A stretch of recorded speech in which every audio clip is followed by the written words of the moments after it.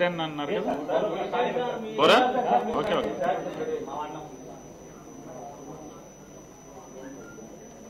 ఈ రోజున వంగవీటి రాధాబాబు గారి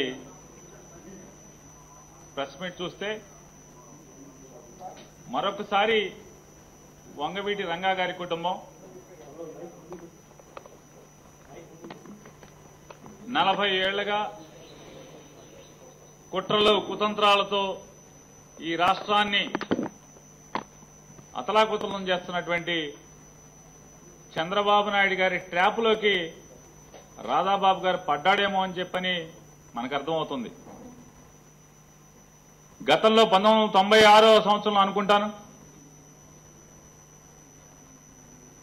స్వర్గీయ వంగవీటి రంగా గారి సతీమణి శ్రీమతి రత్నకుమారి గారిని కూడా ఇట్లాగే చంద్రబాబు నాయుడు గారి ట్రాప్లో ఇరుక్కుని వారు చంద్రబాబు మాటలు నమ్మి ఒకసారి మోసపోవడం జరిగింది. ఆ తదుపరి ఎన్నికల్లో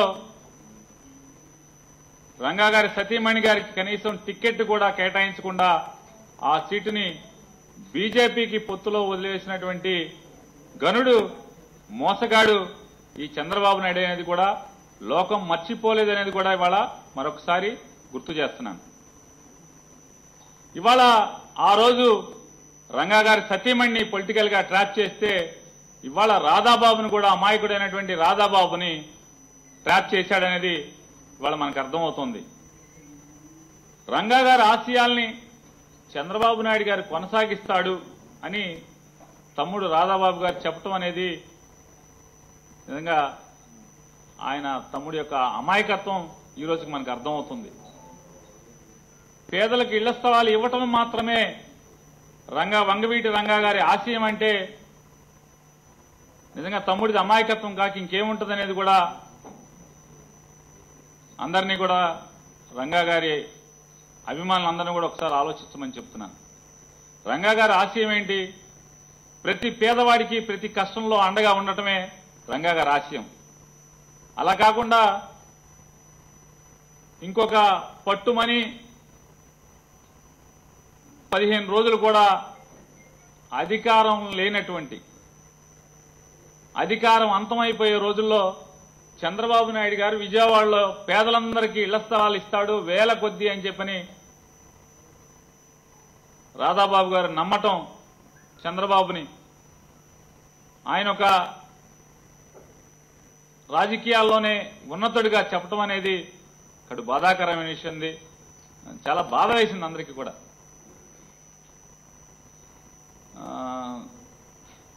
సింహం కడుపున పుట్టినటువంటి రాధాబాబు ఈ రకంగా ఒక క్రూరమైన నరరూప ఆలోచనలు కలిగినటువంటి కుట్రలతో బుర్రంతా కూడా కుట్రలమైనటువంటి చంద్రబాబు నాయుడు ట్రాప్లో అంటే నక్కకి కుందేలు దొరికినట్టుగా అయిపోయిందా అనేది ఇవాళ రంగా గారి అభిమానులందరూ కూడా బాధపడే పరిస్థితి వాళ్ళ రాష్ట్రంలో ఉన్నట్టు అందరూ కూడా.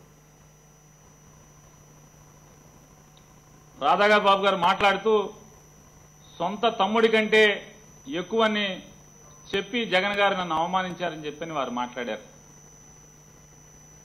వాస్తవంగా రాధాబాబు గారిని జాయిన్ చేసిన రోజు లక్ష్మణులాగా రాముడు లక్ష్మణుని చూసుకున్నట్టుగా నా గుండెల్లో పెట్టుకు చూసుకుంటా అని కూడా ఆ రోజు చెప్పడం జరిగింది.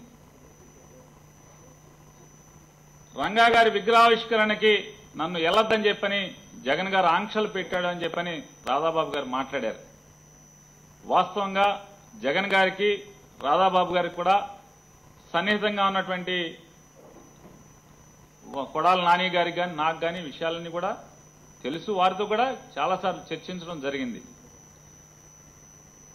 రంగా గారు 100కు 100 రాజకీయాలకు అతీతమైన వాడు. ఆయన యశస్సు రంగా గారి యశస్సు రాజకీయాల కంటే కూడా ఉన్నతమైంది, రాజకీయాల కంటే కూడా శిఖరాంతమైనది. 100కు 100 నేను ఒప్పుకుంటాను రాధాబాబు గారు చెప్పే మాటతో. కానీ రంగా గారి విగ్రహాల ఆవిష్కరణకి వెళ్తాక ఏ రోజు కూడా జగన్ గారు అడ్డంకి చెప్పలేదు. కానీ ఆయన వైఎస్ఆర్ కాంగ్రెస్ పార్టీ యువజన శాఖ అధ్యక్షుడిగా ఈ రాష్ట్రానికి ఈ రాష్ట్రానికి వైఎస్ఆర్ కాంగ్రెస్ పార్టీకి పెద్ద పార్టీకి అధ్యక్షుడు జగన్ అయితే యువ పార్టీకి అధ్యక్షుడు రాధాబాబు గారు. మరి వారు ఏదైనా నియోజకవర్గంలో ఎవరన్నా పిలవనండి, వారు వెళ్ళొచ్చు. ఎట్టి పరిస్థితిలో రంగా గారి విగ్రహం ఆవిష్కరింప చేయటానికి, ఎందుకంటే ఆ మహనీయుడి జన్మతా అదృష్టవంతుడు రాధాబాబు గారు, రంగా గారు కడుపును పుట్టడం అనేది. కాబట్టి ఖచ్చితంగా రంగాభిమానులు ఏ పార్టీలో ఉన్నా రంగా గారి విగ్రహం ఏర్పాటు చేయటానికి ఆయన పిలవటం వారి ధర్మం, పిలుస్తారు, వెళ్ళటం ఈయన ధర్మం, వెళ్తారు.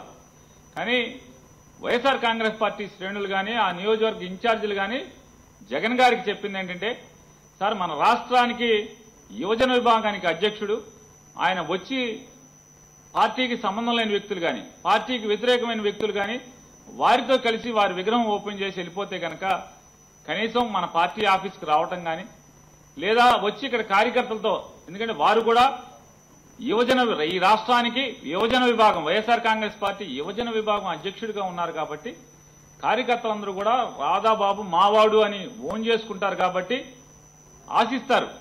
రాధాబాబు మన ఆఫీస్కి రావాలి, మా అందరితో కలవాలి, మాతో ఫోటోలు దిగాలి, మేమందరం ఆయనతో దిగాలి, ఆయన్ని కలవాలి, ఒక్కసారి షేక్ హ్యాండ్ ఇవ్వాలి రాధాబాబుకి అని చెప్పని రాష్ట్ర వ్యాప్తంగా ఉన్నటువంటి రంగాభిమానులు కానీ వైఎస్ఆర్ కాంగ్రెస్ పార్టీ అభిమానులు కానీ అందరం గర్వంగా ఫీల్ అవుతాం. రంగా గారి కొడుకు మాతో ఉన్నాడు, మా పార్టీలో ఉన్నాడని చెప్పని.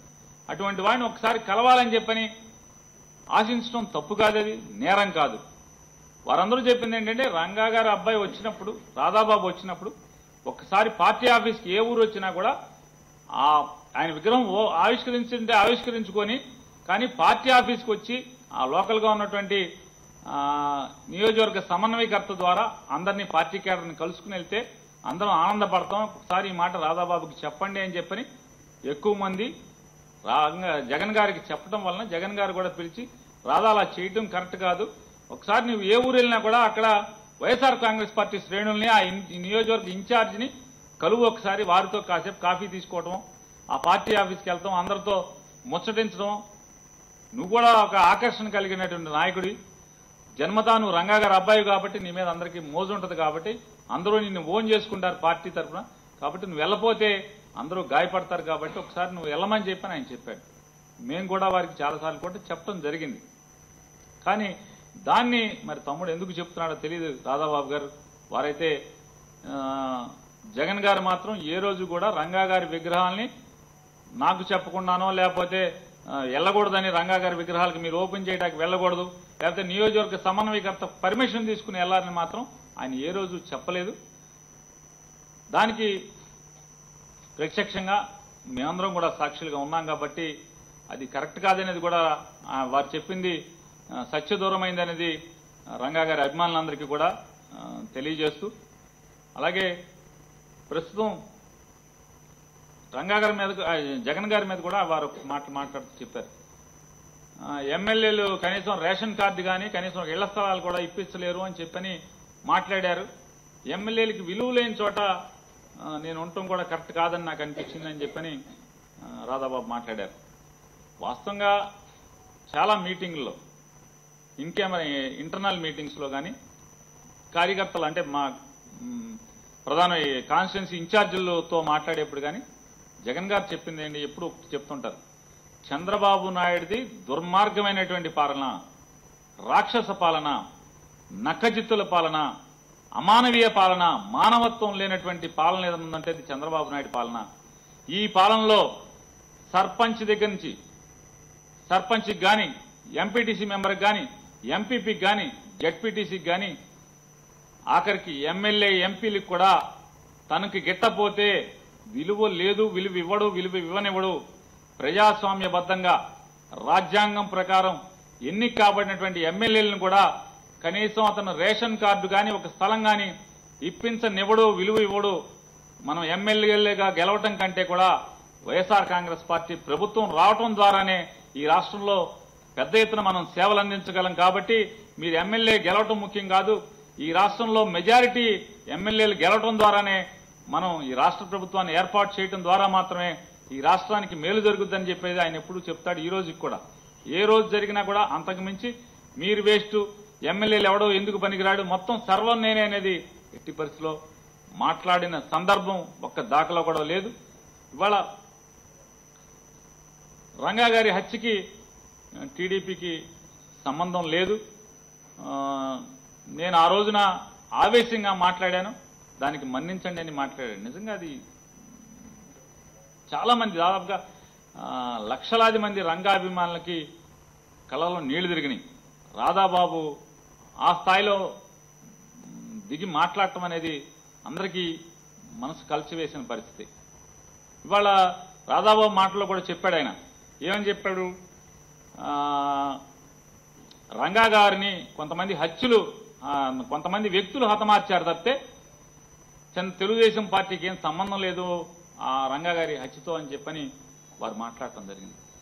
ఇవాళ మనం బతికున్నటువంటి కొంతమంది రంగా గారి హంతకుల్ని ఎవరన్నా మనం అడిగితే, నేను కాదండి చంపింది, ఆ కత్తి పొడిచింది తప్పితే నేను చంపలేదని చెప్పని మాట్లాడటం జరుగుద్ది ఖచ్చితంగా మనం కనుక అడిగితే.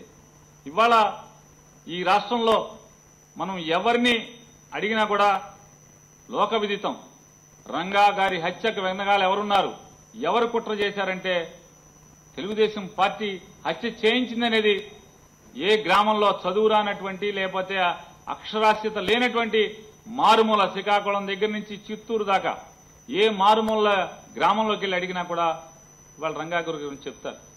ఎవరు చంపారంటే తెలుగుదేశం పార్టీ అని. వాళ్ళు రంగా గారు చనిపోయి రెండో రోజున ఆయన అంత్యక్రియలు జరుగుతున్నప్పుడే తెలంగాణకు సంబంధించినటువంటి రంగా అభిమానులు ఒక పాట పాడారు. ఈ రోజుకి కూడా అది మారు మోగుతుంది పల్లె గుండెల్లో కూడా, ఎక్కడైనా సరే పేదల గుండెల్లో కూడా. 3 పూల వనంలో ఒక పువ్వు రాలింది, తెలుగుదేశం గూండాలు చంపారని చెప్పనేది ఆ పాటలో. రంగా గారి చంపి ఇంకా ఆయన అంతిమయాత్ర రోజు జరుగుతుండగా తెలంగాణకు సంబంధించినటువంటి రంగా గారి అభిమానులు ఆ పాట వాళ్ళు పాడారు, వాళ్ళు కట్టారు. ఈ రోజుకి కూడా అది మారుమోగుతుంది పేదల గుండెల్లో. అంటే ఆ రోజు మరి ఎందుకు పాడారు ఆ పాట? 3 పూల వనంలో ఒక పువ్వు రాలింది, తెలుగుదేశం గోండాలకు ఒక పువ్వు రాలింది అని చెప్పని ఎందుకు చెప్పారు? మరి దానికి ఎవరు చెప్పలేదే, దాన్ని వాళ్ళు కొట్టేయగలరా ఎవరన్నా? కాబట్టి రంగా గారిని చంపినటువంటి కత్తులకి, బాంబులకి అట్లాగే ఆ హత్య చేసినటువంటి హంతలకి ఏ రకమైన సంబంధం ఉందో, రంగా గారిని హత్య చేసినటువంటి హంతకులకి కుట్ర చేసినటువంటి తెలుగుదేశం పార్టీకి అంతే రకమైన సంబంధం ఉందనేది కూడా లోక విదితం, లోకం కూడా నమ్మేటువంటి విషయం అనేది కూడా రంగా గారి అభిమానులందరికీ కూడా తెలియజేస్తూ, 50 మంది ఈ రాష్ట్ర ప్రజానీకానికి అందు కూడా తెలియజేస్తూ, అలాగే నాకు పెద్ద విలువ ఇవ్వలేదు జగన్ గారు రాధా గారికి అని చెప్పి చెప్తున్నారు. రాధాబాబు గారికి నిజంగా విలువ ఇవ్వకుండా ఉంటుంటే కనుక దేవినేని నెహ్రూ గారు వైఎస్ఆర్ కాంగ్రెస్ పార్టీలో నాయకుడిగా జాయిన్ అయ్యి ఉండేవాడు చనిపోక ముందే. కేవలం రాధాబాబు గారు నో అని చెప్పటం వల్ల, వారు నెహ్రూ గారిని మనం చేర్చుకుంటే నాకు ఇష్టం లేదు అని చెప్పటం మూలంగా, గట్టిగా చెప్పటం మూలంగానే, వారు కూడా చెప్పటం మూలంగానే నెహ్రూ గారిని వైఎస్ఆర్ కాంగ్రెస్ పార్టీలో జాయిన్ చేసుకోకుండా ఉండటం అనేది ఇవాళ ఒక బొత్స సత్యనారాయణకి కానీ, ఒక కొడాల నానికి కానీ, ఒక పేరు నానికి కానీ, ఇట్లాంటి ఎంతో మంది రాష్ట్రంలో ఉన్నటువంటి వైఎస్ఆర్ కాంగ్రెస్ పార్టీ సీనియర్ నాయకులందరికీ కూడా, ఆఖరికి జిల్లాలో ఉన్న జోగి రమేష్ గారు, ఎంతో మంది మా అందరికీ కూడా మీ అందరం ప్రత్యక్ష సాక్ష్యం. రాధాబాబు వద్దన్నాడనే దేవినేని నెహ్రూ గారిని ఆ రోజు పార్టీలో చేర్చుకోలేదు. నిజంగా ఆ రోజే మిమ్మల్ని అవమానించి పొగబెట్టి తోసేయాలంటే దేవినేని నెహ్రూ గారిని చేర్చుకుంటే చాలు కదా, ఆ రోజే అయిపోయేది కదా. కానీ మీ మాట కోసం రాధాకి ఇష్టం లేకుండా మనం చేర్చుకోకూడదు అనేది, రాధాను నొప్పించకూడదనే ఒక ఆలోచన మేరకే మీకు విలువ బట్టి ఆ రోజు జరిగింది అనేది కూడా మీ అంతరాత్మకు తెలుసు అనేది కూడా రాధాబాబు గారికి తెలియజేసుకుంటూ, మరొకసారి రాధాబాబు గారిని కూడా నేను రిక్వెస్ట్ చేసేది, చంద్రబాబు నాయుడు గారి నక్క జిత్తుల మారి చంద్రబాబు నాయుడు గారి కుట్రల్లో, ట్రాప్లో పడవద్దు. 15 రోజుల్లోనో 20 రోజుల్లో కాలం గడిచిపోయేటువంటి, అధికారాన్ని కోల్పోయేటువంటి చంద్రబాబు నాయుడు రంగా గారి ఆశయాల్ని కొనసాగిస్తాడు, రంగా గారి ఆశయాలను నెరవేరుస్తాడు అనేటువంటి అమాయకమైనటువంటి స్థితిలోకి మీరు వెళ్ళొద్దు.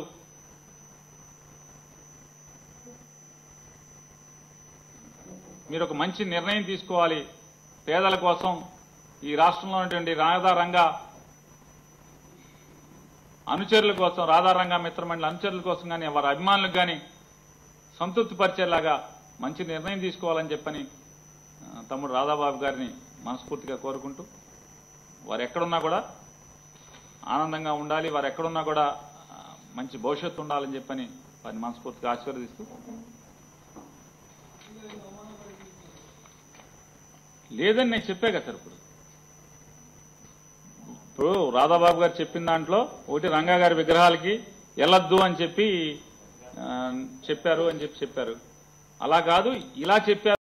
వార్తావాణి న్యూస్ ఛానల్ ఎప్పటికప్పుడు రాజకీయ, సినీ విశేషాలు, స్పోర్ట్స్ మరియు సాంకేతిక పరమైన మరెన్నో విషయాలను మన ముందుకు తెస్తుంది. మరింత సమాచారం కొరకు వార్తావాణి న్యూస్ ఛానల్ ని సబ్స్క్రైబ్ చేయండి.